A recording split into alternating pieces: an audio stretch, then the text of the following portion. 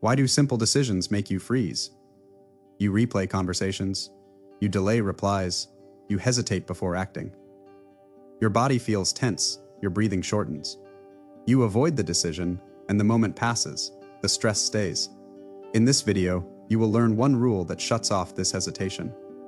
By the end, you will act on one task today without stopping to debate it. The Japanese called this Hishiryo. If this opening feels relevant to the way your mind works under pressure, consider subscribing and continue walking the Ashen Path. He overthinks everything. Before speaking, he rehearses. Before acting, he doubts. Before moving, he imagines failure. His mind runs ahead of reality, inventing danger where none exists, and hesitation where decisiveness is required. Each thought splits into 10 more. Each option demands another calculation. Nothing is chosen, only considered. When pressure rises, his thoughts multiply. When stakes increase, his clarity evaporates. The moment arrives, and he is not there. He calls this intelligence, calls it caution, calls it being aware. But awareness that does not act rots into self-surveillance. He studies himself endlessly, measures tone, predicts outcomes, edits impulses before they breathe. The body waits, the moment passes. He tells himself he needs confidence, more preparation, one more layer of certainty. He consumes guidance, refines frameworks, collects words that feel like movement, still nothing moves. Modern culture rewards this paralysis with praise. Calls it mindfulness, calls it self-control, calls it depth. Ancient Japan would have been colder. On the battlefield, thought during motion was fatal. Steel does not wait for analysis. Neither does opportunity. Bushido carved this lesson into bone. Action delayed is action denied. Decision postponed is defeat rehearsed. The Ronin did not think his way through combat. He trained until thought became interference, until hesitation felt unnatural, until the body obeyed before the mind could object. Zen stripped the problem even further. The mind that narrates is already late. Stillness was not achieved by thinking less, but by refusing to consult thought at all. No inner committee, no negotiation, no second, guessing, only form, only timing, only response. The man who negotiates daily drowns in possibility. The man who decides once cuts through it. Look closely. How many moments have you lost to imagining outcomes instead of creating them? How many chances dissolved while you were rehearsing the risk? This is not caution. It is avoidance wearing intellect as armor. And armor that is never tested turns heavy. The Ronin is not impressed by clever hesitation. He stands as a quiet accusation. Because when action finally demands you, thinking will not save you. Only readiness will. And readiness is built when the mind learns to step aside. The last Ronin did not rely on confidence. He distrusted it. Confidence rose and fell with mood, with praise, with recent success. It was unstable, negotiable, too easy to lose. He relied on Hishiryo. Not thinking, not thinking. But awareness before thought could interfere. The mind before language, before comparison. Before the inner voice rushed in to comment, Zen masters pointed to it in silence, in pauses longer than comfort allowed, in moments where the question dissolved before it could be answered. Here, nothing is chosen, nothing is weighed, nothing is argued, action arrives whole. In this state, the body does not wait for permission. It does not consult memory. It does not ask for certainty. Movement happens. Bushido took this awareness and sharpened it with steel.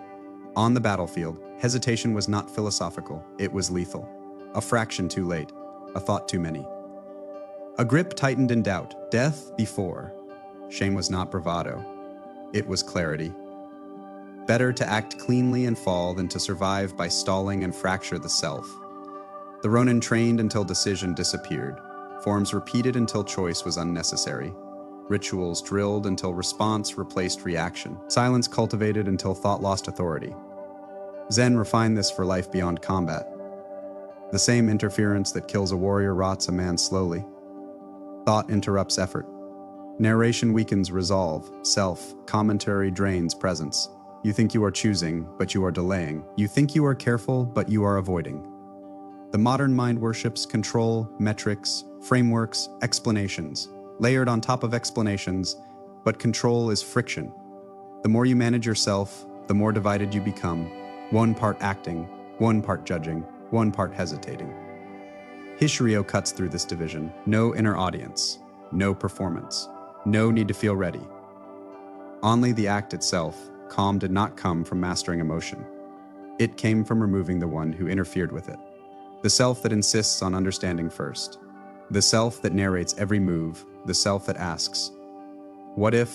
The Ronin stands as a standard. He does not rush. He does not freeze. He moves without noise inside. And standing before that silence, you feel it clearly. If you do not act now, it will not be confusion that stops you. It will be choice.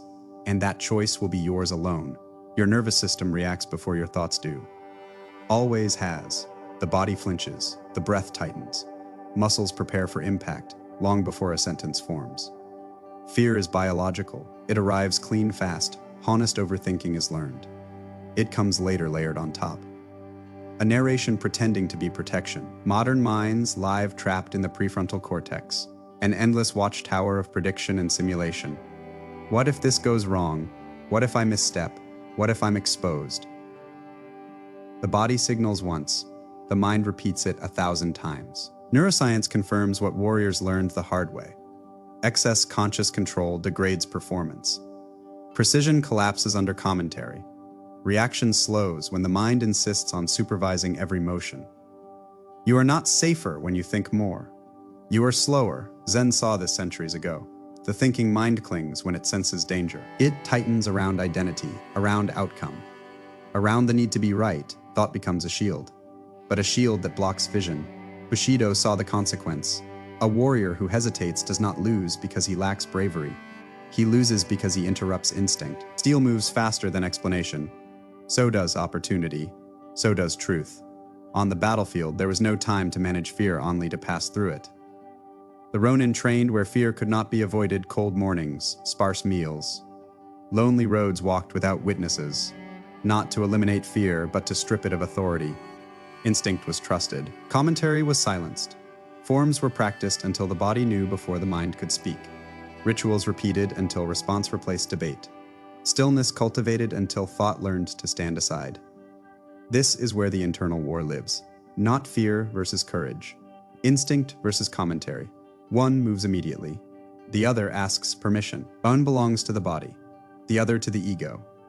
And the ego always wants time to explain, time to justify, time to protect the image it is trying to preserve. But every second spent narrating is distance from the moment itself. Look closely. How often does your body know what to do, while your mind delays it? How often does instinct lean forward and thought pull you back? The Ronin does not argue with sensation. He allows it to pass through. Fear arrives. He moves anyway, not recklessly, not blindly. Cleanly, because action taken inside fear is still action. Action postponed for comfort is surrender disguised as caution. The judgment is quiet, unavoidable if you hesitate now. It is not fear holding you. It is the voice that insists on explaining it. And that voice has never won a battle. Hishiryo demands something deeply uncomfortable. You stop trying to manage your mind, not refine it, not discipline it, not improve its tone. You release it. You do not replace negative thoughts. You do not argue with fear. You do not reassure yourself with better language. You drop beneath thought entirely, below words, below interpretation, below the reflex to explain what is happening. This is where most men panic, because thought has been their shield. Their delay, their excuse. Without it, there is nowhere to hide. The Ronin trained awareness through stillness. Long sits that burned the legs. Breath counted until counting disappeared. Eyes open, yet fixed on nothing. Attention without narrative. Sensation without commentary. Presence without identity. No story to protect. No self to negotiate for. Just this moment.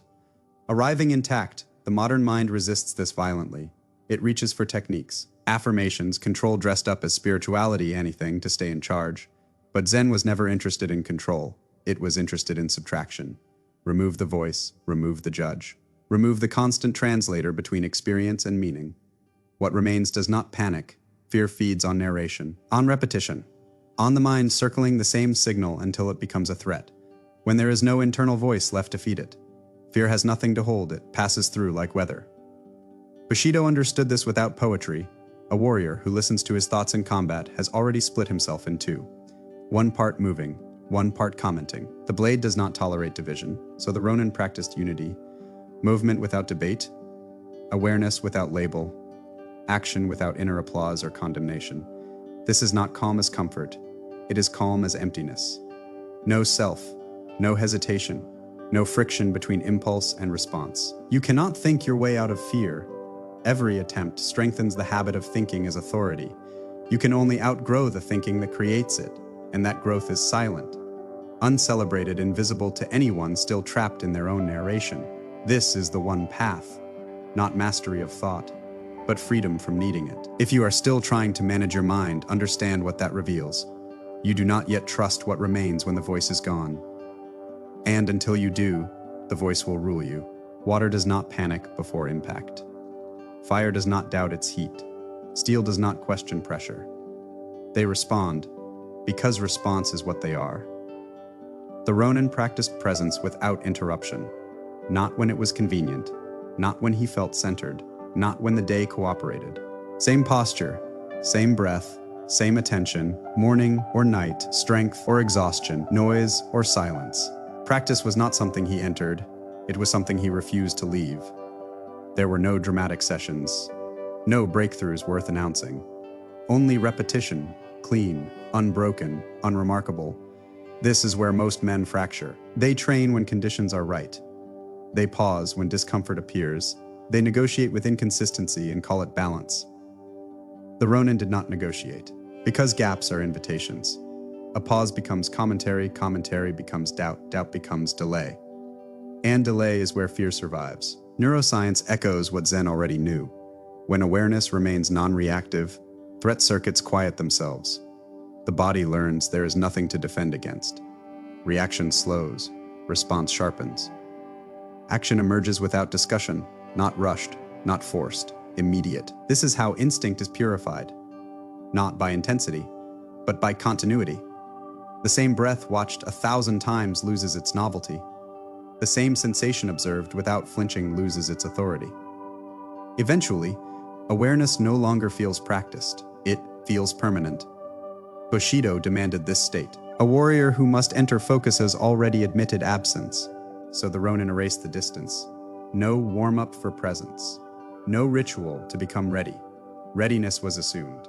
When gaps disappear, the mind has nowhere to return to, no future to project into, no past to reference, no identity to defend.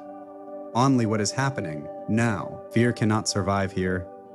It requires anticipation. It requires delay. It requires the space between moments. Hishiryo lives in immediacy, not mystical, not elevated, exact. If your practice has gaps, understand what fills them. Excuses sound reasonable, interruptions feel justified. But every break teaches the mind the same lesson. Presence is optional. The Ronin taught the opposite. Awareness was non-negotiable. Continuity was honor. And pressure was simply the place where truth appeared. If something still shakes you, watch where your practice breaks. That is not a flaw, it is a map. Ancient warriors did not wait for fear to appear. They assumed it would. They assumed darkness, noise, blood, confusion. They assumed the body would tremble and the mind would search for exits. So they trained beyond reaction. Forms were repeated until movement no longer belonged to thought, until the body moved first and the mind followed in silence. Meditation was practiced until stillness stopped feeling fragile, until quiet was not something to protect, but something that could survive interruption. Decisions were simplified before chaos arrived, not many options, not clever contingencies, few paths, chosen early, held without discussion. The Ronin pre-decided his response to pressure, not what to feel, but what to do. When fear surged, he did not interpret it. No story, no meaning assigned.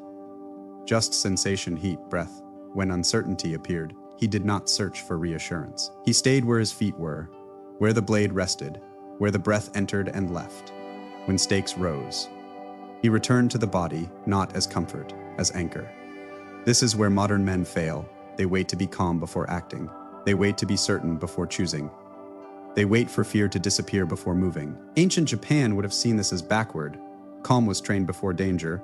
Clarity was forged before confusion. Resolve was decided before pain arrived. Bushido demanded this. A warrior who negotiates under pressure has already surrendered something essential. So the Ronin removed negotiation from the moment. Fear was expected, Uncertainty was accepted. Chaos was not special. Response was already written. Zen refined this further. The mind was emptied in advance, so nothing had to be cleared later. No inner debate. No internal commands. No voice shouting instructions over instinct, just presence, ready because it had never left. Modern application is identical. Not inspirational, not dramatic. Identical. You train presence before stress. You sit in silence before life raises its voice. You simplify decisions while conditions are easy, because when pressure arrives, you will not rise to the moment. You will fall to your preparation. If you have not trained stillness, noise will own you. If you have not simplified your choices, complexity will paralyze you. If you have not met fear in advance, you will try to reason with it and lose. This is not avoidance. It is respect for reality. The Ronin did not trust willpower. He trusted structure. He did not hope to be strong later. He built conditions where strength was inevitable. If your response under pressure surprises you, understand this. Nothing new appeared. Only what you rehearsed in silence. Eventually, something profound happens. Not suddenly, not loudly, it arrives without announcement. Fear still rises, because it is meant to. Because the body is alive, but it no longer finds a surface to cling to. There is no inner voice waiting to receive it. No commentary ready to interpret it as danger. No identity built around avoiding it. Fear appears and passes. Doubt does not rush in to explain it. Stories do not gather around it like fuel. Hesitation does not follow behind, dragging time open. The moment stays whole. You move. Not quickly. Not recklessly, cleanly. Action happens without ceremony. Without rehearsal. Without permission. The body responds before the mind can interfere. Before doubt can assemble language. Before the old habits can reach for control. This is where the modern man breaks. He waits for certainty. He waits for confidence. He waits for fear to resolve itself. But here, nothing waits. You act because nothing inside you objects. This is Hishiryo, not courage, not confidence, not belief in yourself. Absence. Absence of the inner negotiator. Absence of the voice that asks, is this safe? Is this the right time? What if I fail? Zen called it the mind before division. Bushido demanded it without mercy. A warrior who hesitates in battle does not lose because of fear. He loses because he listens to it. The Ronin trained beneath that threshold. He did not argue with fear. He outgrew the level where fear speaks. Silence became his default. Presence became his armor. Action became inevitable.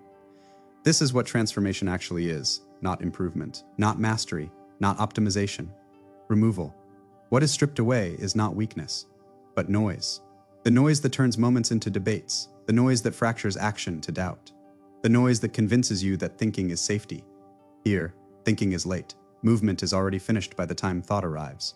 The blade has already moved. The step has already landed. The decision has already passed. You are calm not because you try to be, not because you breathe slowly, not because you remind yourself you are capable, but because nothing inside you resists what must be done. The last Ronin does not conquer fear. He steps beneath the level where fear can take shape, and from there, nothing stands in his way. If this philosophy resonates with you, subscribe for more lessons from the Last Ronin and the Path of Japan, Bushido, and Zen. Fear needs thought to survive.